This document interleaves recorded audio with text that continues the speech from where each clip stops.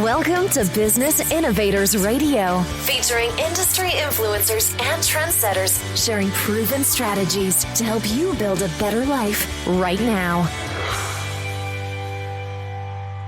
Welcome to Positive News Now. I'm your host, Gail Nowak. Today, our guest is Nicole Lewis-Keeber, a business therapist and mindset coach who works with entrepreneurs to create and nurture healthy relationships with their businesses. She's a licensed clinical social worker with a master's degree in social work and a rich experience of working as a therapist. Certified in Brené Brown's The Daring Way and Dare to Lead methodologies, she's also been featured on numerous media outlets, including Fast Company and NPR, for her work in breaking the stigma of mental health and business ownership. She writes and speaks about the impact of small t trauma on businesses, but her biggest, more important work is in combining therapeutic processes with business coaching to help entrepreneurs build emotionally sustainable, financially stable businesses. The founder of Love Your Business School, Nicole, is currently working on writing the book, How to Love Your Business. Welcome, Nicole. Thank you for having me. Thank you for joining us. So why don't we jump right in? I love this combination of counseling and therapy and business coaching. So why don't you tell us about your unique approach to business coaching, and in particular for entrepreneurs, and why it's important for entrepreneurs? Yeah, thanks.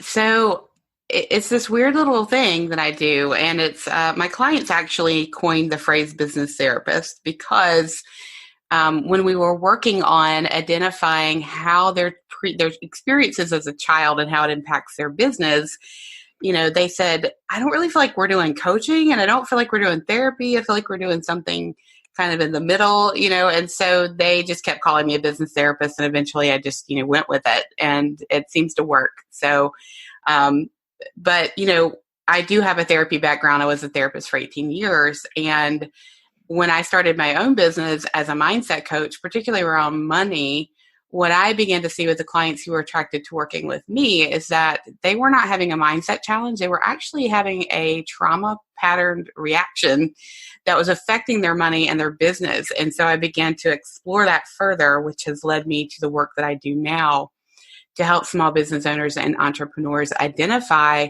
any childhood experiences or even young adult experiences that created a pattern that is not serving them, that is recreated in how they do business, how they work with their clients, how they relate to their money, and even how they see what is possible for them in their business. I'm so fascinated with this topic because I remember the first time you mentioned this to me, I was like, ding, ding, ding, ding, ding, this is it, this is it. I had a very visceral response to this idea of the connection between wounds and trauma in childhood and how that impacts business, relationships, money, all of that in adulthood. And I think that it's I really feel like you're on the cusp of something that is truly needed, but also like a big shift, I think, for humanity. And I know that you have this other phrase that you've coined about inner kiddo, and I would love for you to elaborate on that, specifically in the framework of the inner kiddo in your business. Right. So this is kind of how, things work. First of all, we kind of have to identify, and kind of back up and say, what is trauma and what is, it isn't, point. Right? Yep. So as a society, we look at trauma as what we call big T traumas, which are like, violence or catastrophic illness or, PTSD, or as we tend to only look at trauma in those big terms, those big events. And those are, traumatic events, but there are also other types of trauma. And one of the things that I speak to is small t trauma, which is cumulative experiences that we have over our childhood that changes how we see ourselves. It changes how we see what's possible for ourselves and how we value ourselves. And that can be getting bullied at school. It can be by having a single parent who's never home and you're always alone. Kind of taking care of yourself, being a parent to yourself early. It can be a lot of different things. And I think a lot of people will look at that and just say, well, that's just none of us got out of childhood unscathed, right? And they minimize that impact on their lives because we don't give it the definition of trauma, which is what it is. And so what I like to tell people is that big T trauma explodes and small T trauma erodes, but they can both move a mountain, right? Yep. And so what it does is it impacts how we make decisions as adults, the patterns that we create, how, we make their decisions. And to think if you start a business that those things would not come with you into this thing that you're creating, it's kind of silly, but people are not looking for trauma in their business. They think that we kind of drop our baggage at the door when we start a business and it becomes all about strategies, marketing, and spreadsheets. But your marketing strategies and spreadsheets absolutely can be impacted about, these experiences that you had and how you see yourself. And so my goal is to really, educate people about, first of all, that small T trauma is cumulative and very impactful. And that your business, you bring all of who you are to your business, all of your talents, all your skills, all of your experiences, and they can move you forward and they can also move you backwards. And so knowing what they are is crucial. And there's where that inner kiddo comes in, right? Because most of those experiences that create those patterns for us happened when we were children. And let's say, as if you're 7 and you have this experience where someone betrayed your trust and you have a really difficult time trusting that people mean what they say moving forward. That 7-year-old is on your inner board of directors in your business and is driving the bus sometimes. And so we really need to identify, some of these experiences that we had, tap into that inner kiddo and kind of, tap into them and say, when we get triggered, that's what that is. It's our inner kiddo saying, hey, something's not right. I know you're 48 and you have a business, but something ain't right, and it's that 7-year-old saying, I need some attention here. And so what we've been taught is to just squash it, shut it up, be careful, just eliminate that voice inside our head. My answer is there is information for you here. So you need to stop, pause, and say, I hear you. What do you need? And that 7-year-old will tell you.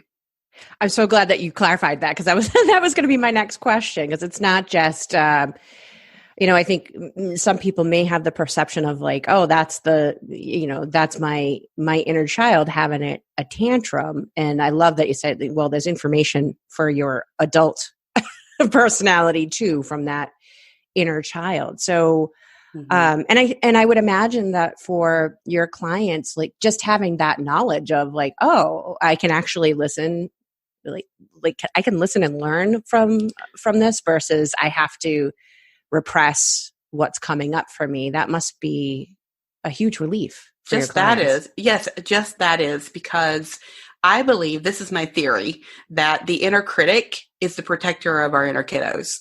And so when that inner critic pops up and we shut it down and try and kill it, eviscerate it or whatever, we lose the opportunity to understand that there's some information here that we need. And so I always say, you have this inner board of directors. I did this keynote that was inner kiddo to CEO. We talked about your inner board of directors are those kiddos. And we need to hear them out and we need to give them a job or dismiss them from the room. And a lot of times they want to be dismissed. They just didn't know they could be because of kids. Kids are black and white, right? They stick and stay. Or they might have a job that they could do within your business that would be really geared towards their creativity or their tenacity or their rebelliousness. But when we can tap into that, as opposed to feeling bad about having that feeling, judging ourselves for being triggered, wanting to squash that voice and just, repress, so much more self-awareness, self-compassion, skill building, pattern disruption can happen. And it's a beautiful thing to see because what happens then is that we're more compassionate with ourselves. We're more compassionate with other people because we can kind of see their inner kiddos too. What a beautiful, simple sort of solution. As you were describing that, I was chuckling a little bit because it was like, well, this is what teachers do with students, right? Like they either send the child to, the office if it's really kind of inappropriate or just isn't fitting into what's going on, or they redirect them. And parents do this too. So I just love that it's like, hey, this is something that we actually do in reality, and you can do this with your own board of directors, so to speak. Yeah. Yeah, I absolutely believe that you can heal through your business, because if you have ever started a business or a big project or written a book or, anything like that, it is going to bring up your stuff, right? It is a high dive into personal development, whether you like it or not. So why not use it as a vehicle to get to know yourself better, heal some things and integrate some of these processes so that you're a healthier, more self-compassionate person and have a business that, thrives and doesn't feel punitive. Absolutely. So what are some of the outcomes that your clients have achieved by exploring these deeper emotions and patterns around their businesses? Yeah. So one of the first things that they integrate is the self-compassion, which is fantastic. The second thing that kind of comes from that is that they learn to live in the yes and, which helps their business. So you can have a really crappy quarter and still be growing your business. Like it's not an either or. They get out of the black and white. You can be, really triggered and upset by someone and still see them as a human being and not want to eviscerate them, right? Not to dehumanize them. So it allows them to live in that yes and, instead of kind of that binary thinking of we either have to be successful or we're not, or we're, a doormat, or it provides that integration. And then what happens is something that's very unique to each person, because you are developing a relationship with your business that outlines how you want to feel in it. And that looks different for everyone. So two examples are that I have a client who has, she's almost tripled her revenue at this point in 1 year. She completely changed her business model and has made more revenue in the past year than she ever has in her business. She has felt much more at ease in doing it and less anxious, less reactive. Her relationship with her money has changed. So she sees it as a partner and an ally, as opposed to something that's either running from her or she needs to squash and kind of hold on to. So that's, how her business has changed. Another client had several employees and was really struggling building out the business model that she thought worked for her. With all of this work, she determined that she really hates managing people. She just doesn't like it. And she tried it. She's like, it just doesn't work for me. I can either pay someone else to do it, or, I can circle my wagons and kind of see, or, I can pull back and just see, what do I really want here, as opposed to trying to achieve just for achievement's sake. What do I really want? And so she let her employees go, and she's making about the same amount of revenue and is bringing more of it into her bank account, has much more ease, is enjoying her work, and sees other opportunities for her without feeling this drive to grow, equating success with having a bunch of employees and, just like this agency model. So for her, it looked very different. So for each person, the outcome looks different. What would be some of the myths that either your clients or just entrepreneurs in general have about the connection between mindset and emotions and business? Because you very briefly mentioned strategy kind of off the cuff, and we have not talked about it ever since. And yet I just feel like a lot of the things that you're touching upon really can impact someone's business, but their life overall, and their happiness and peace around life and business. Yeah. So why would anybody hold back from, trying to get that inner peace and get that sort of alignment? Stigma, first of all, because they don't recognize it as a trauma that needs to be attended to, because we as a society minimize those experiences. We minimize emotions. We minimize, people who say, hey, this thing happened to me and it's still impacting me. They'll just say, get over it, or suck it up, or, you're weak, or whatever that may be. So we don't make a lot of room for that for people. Mm-hmm. So there's that stigma piece. There's that fear of, I don't want to dwell on the past. And so there's this booming mindset business, where people just say, just, shift your mindset, just do this, just do that. And the problem with that is that a lot of people who have experienced, these traumatic events, that they're not attending to because they don't see them as trauma. They just see them as, this experience I had when I was a kid, I just need to suck it up. Mindset tricks don't work for people who've had some kind of trauma because you have to be open to it and you have to trust the process. And if you've had trauma, trust is really hard to come by. So what I was seeing is a lot of people, were attempting to do mindset work around trauma, and then they were feeling even worse about themselves because these just change your mindset tactics and tools weren't working for them. Wow. And so again, mindset was being used as a weapon. Well, just change your mindset. What's wrong with you? You need to be positive. You need to have an abundant mindset. And it was just one more thing for them to feel bad about. So the help that they were looking for is kind of tricky. So it's just, and again, I see people talking about burnout right now. There's some really big name people in business right now that are talking about their burnout. And I just want to scream to the rooftops. You don't have to burn out if you will give yourself the chance to say, yeah, perhaps some of the things that are not working out for me in my business, or if I'm feeling really beat up and battered by it or out of control, or I'm feeling triggered by this person, that person, that there are some things that you could look at here that are going to help you as opposed to single you out. Because let's be honest, people who are entrepreneurs, childhood trauma creates a lot of entrepreneurs. It creates an amazing skill set and desire to be entrepreneurial. And so it doesn't surprise me when I see these highly entrepreneurial people hitting their wall and either burning down their business or burning out or doing something really dramatic because they never really attended to their emotional well-being in their business, because we aren't taught to do that. No one is looking for childhood trauma in their business.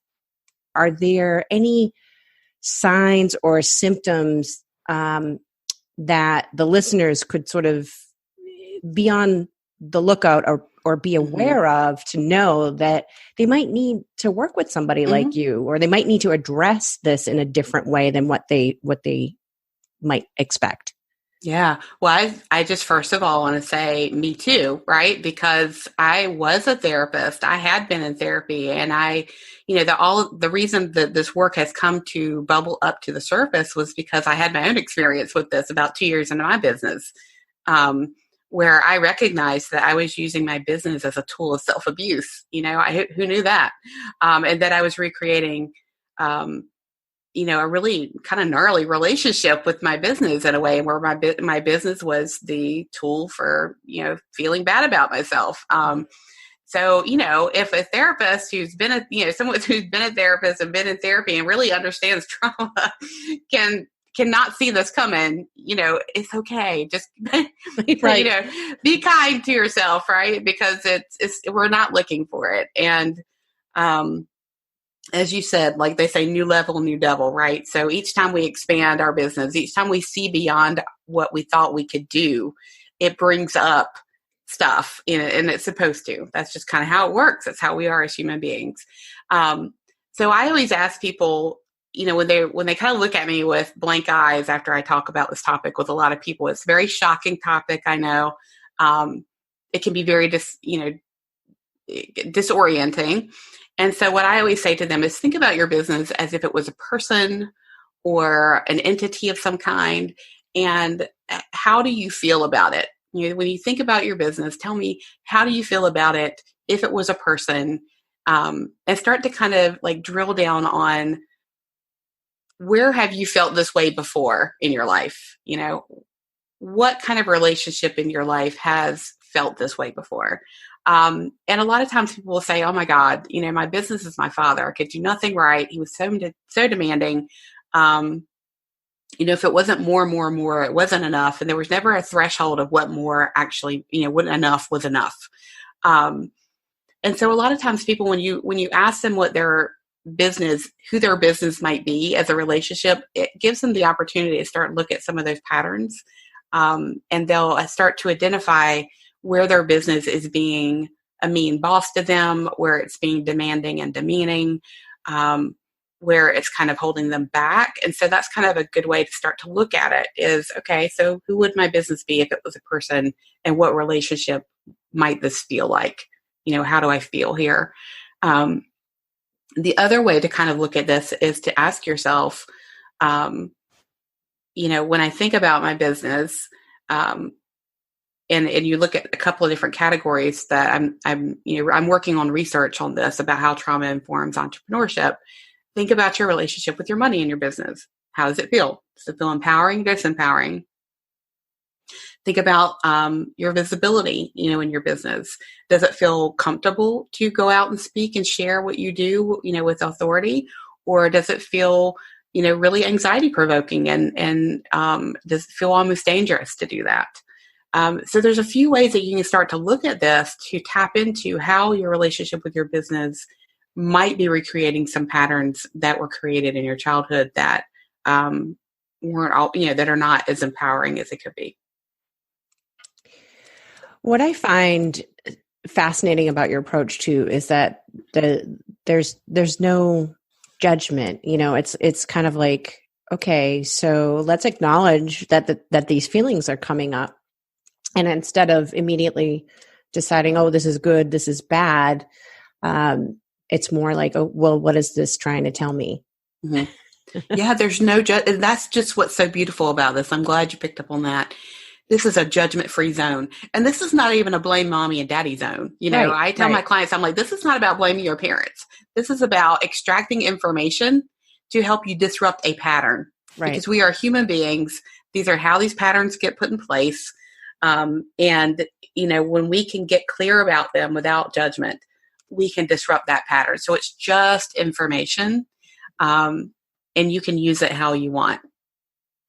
I'm glad you brought that up because I want to go just a little bit deeper into that, the blame game and kind of what you were touching on before when we were talking about what would hold people back. I think one of the things that you had mentioned is that people don't want to revisit the past, and they don't want to necessarily get stuck there. Mm-hmm. And so what I'm hearing from you is that it's really not about getting stuck there. It's just about acknowledging and then applying that information on how to move forward. Yeah, because it's already happening. Right. Our behaviors, our thoughts, our decisions are already being informed by that information. So whether you look at it or not, it's still happening. And so it is better to look at it in a non-judgment way and in a way that you can use it as information to help you maybe heal something that needs to be there, set a boundary, see yourself differently, ask for what you need, and whatever that may be, because it's coming out sideways, whether you address it or not. We see people every day, where they're like, oh, they got something going on. And it's because it's coming out sideways. And we don't want that. We want you to direct it. We want you to partner with it. Even tap into the skill set because, I mentioned those entrepreneurs earlier that are highly entrepreneurial because of their experiences. Oh my gosh, there's so much skill and gift in those experiences for them. Right. So you touched on very briefly a little bit about your business and how things were going kind of a couple of years into it. But what is it that inspired you to get into therapy in the first place, but then also to shift and bring your business to where it is today? Mm-hmm. So I was, I always joke that therapists are therapists for a reason. So, because we're curious about people and why they do the things they do. Mm-hmm. So, I grew up in a household where, there was emotional and physical abuse. And so I also had a learning disability in school, which made me feel like the other all the time, made me feel like I was behind all the time. It really informed how I saw myself and my abilities. And so that learning disability, I would consider to, under the category of a small T trauma that really cumulatively informed who and how I saw myself and took me off the path I might have originally been on, because it changed things for me.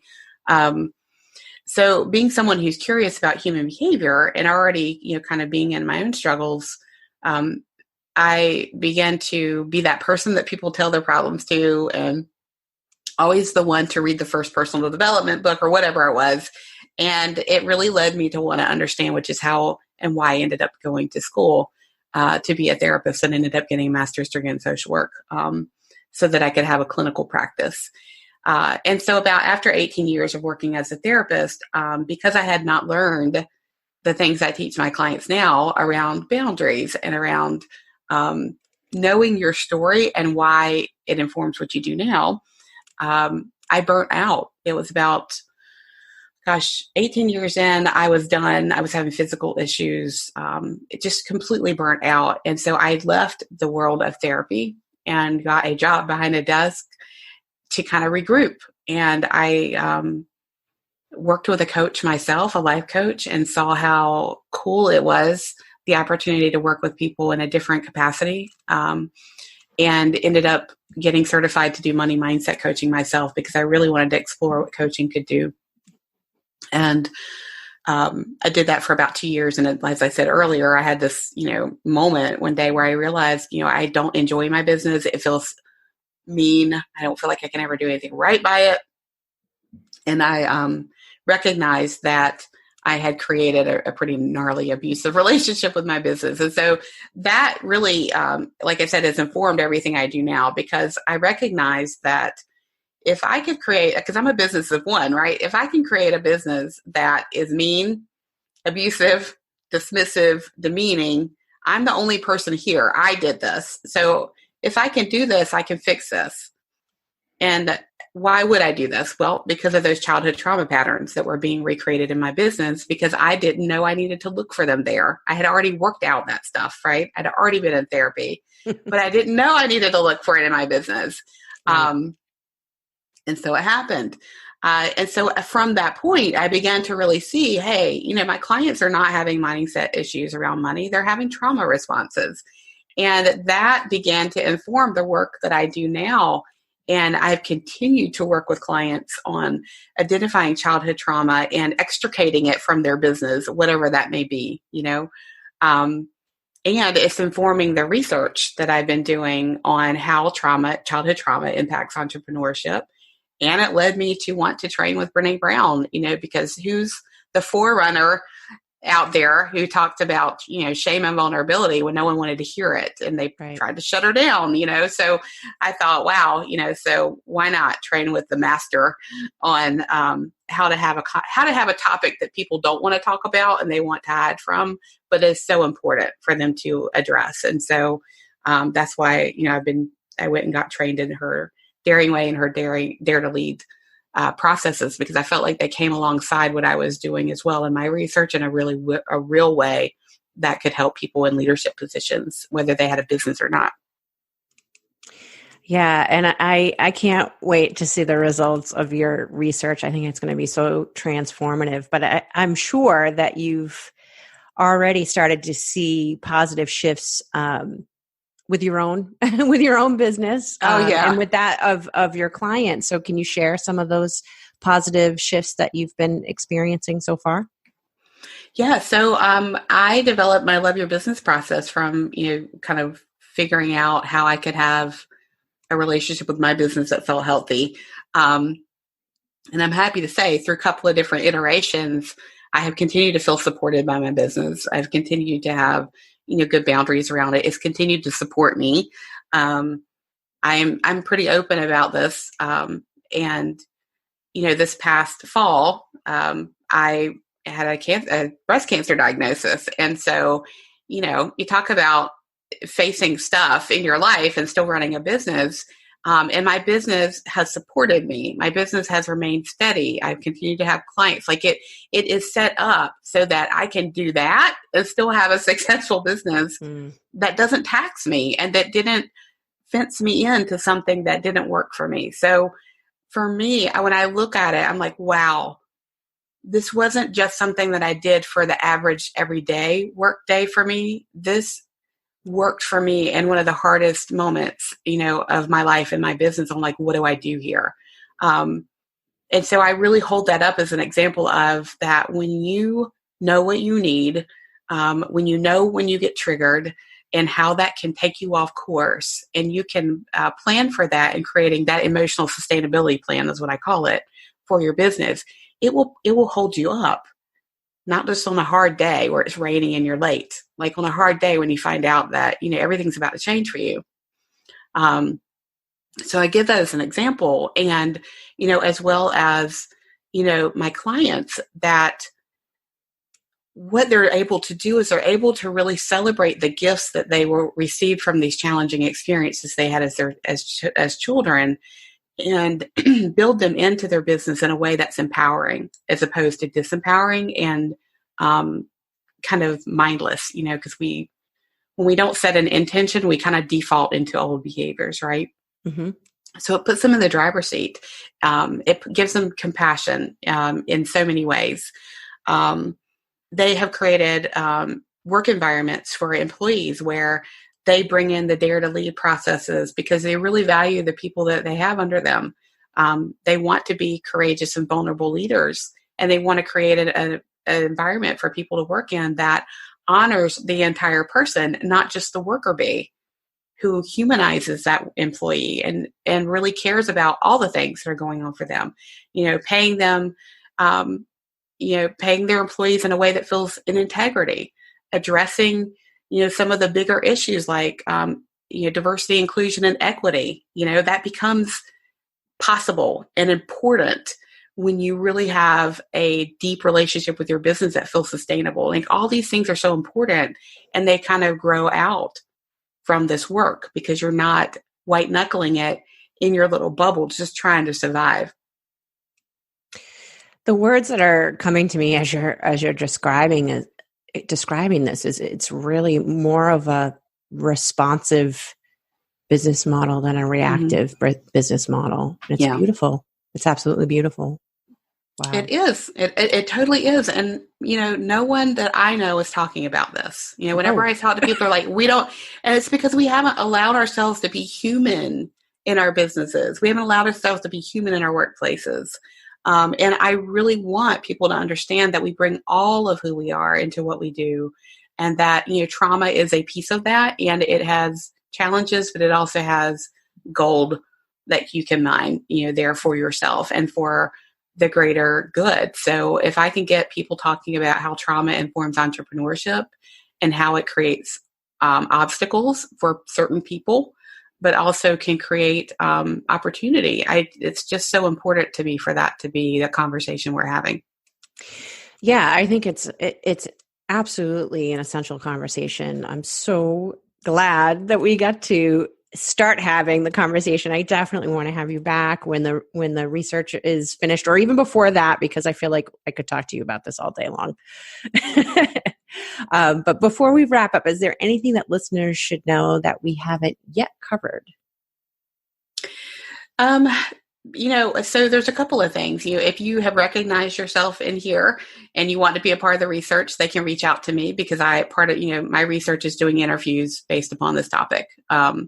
So that's something that I would love for people to be a part of. And if you've recognized yourself here, I just want you just to give yourself a big, deep breath and some love and compassion, and know that you are in great company. And that just does not have to be a deterrent. It does not have to be something else that you feel bad about. It is simply something to begin to explore in your humanness, and just, be kind to yourself. Just be kind to yourself. And because, we're in your corner, and it's going to be fine. I love it. Nicole, how can folks find out more about you? Yeah. So they can go to my website, which is nicole.lewis-keeber.com. I write a lot of articles about these topics, how trauma shows up tangibly in businesses, like around procrastination, those type of things. So you can follow me on Medium if you want to read some of those articles. And of course, I'm on Facebook under Nicole Lewis-Keeber Coaching. Until next time, remember, be your best story and share your positive news now. Thanks for listening to Business Innovators Radio. To hear all episodes featuring leading industry influencers and trendsetters, visit us online at businessinnovatorsradio.com today.